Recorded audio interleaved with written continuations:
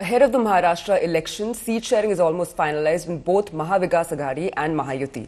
However, it seems that all is not well in both alliances.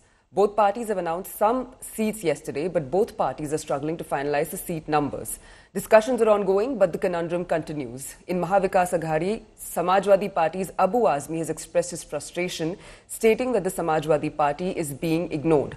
The Samajwadi Party is adamant about having 5 seats, but the tussle is still ongoing.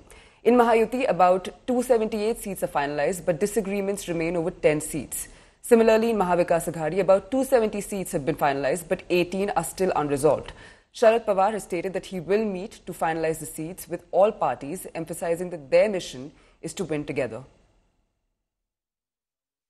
ये सीटों का बंटवारा तो election के announcement के पहले हो जाना चाहिए। जब पहले से महा विकास अघाड़ी बनी हुई है, इंडिया अलायंस बनी हुई है, तो फिर कन्फ्यूजन किस बात का।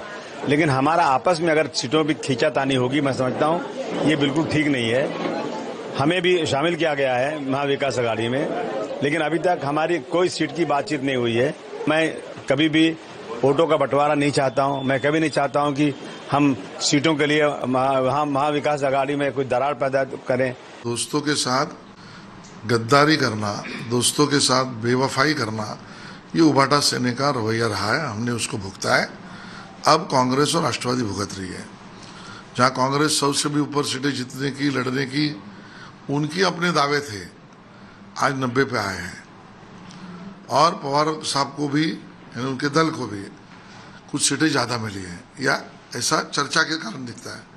तो ये सब करने का आनंद, ये शकुनी मामा का आनंद जो है, वो उद्धव ठाकरे जी को मिल रहा है।